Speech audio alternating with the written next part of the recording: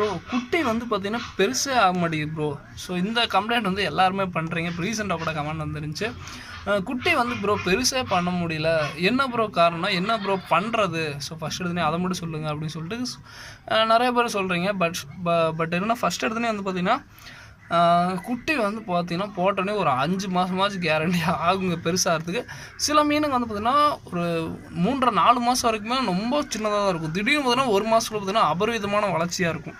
ஓகேங்களா? ஸோ அதே மாதிரி வந்து பார்த்திங்கன்னா ஃபஸ்ட்டாக போடுற மீனுங்க வந்து பார்த்திங்கன்னா எப்போயுமே ஸ்பெஷல் தான்.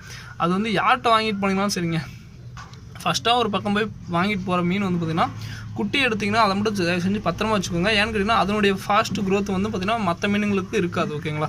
நீங்கள் அது வந்து கப்பீஸ் ஆகட்டும், பாண்டா, மௌலி ஆகட்டும், எதுனாலும் சரிங்க, ஃபஸ்ட்டு ஃபஸ்ட்டு எடுத்துன்னு வாங்கிட்டு போகிற மீனுடைய அந்த வளர்ச்சி வந்து பார்த்திங்கன்னா மற்ற இதுகளுக்கு இருக்காது. ஓகேங்களா? ஸோ அதே மாதிரி வந்து பார்த்திங்கன்னா ஃபுட்டு ஒன்று கொடுக்குறீங்கன்னா ஒன்றையே கொடுத்துட்ருக்கூடாது.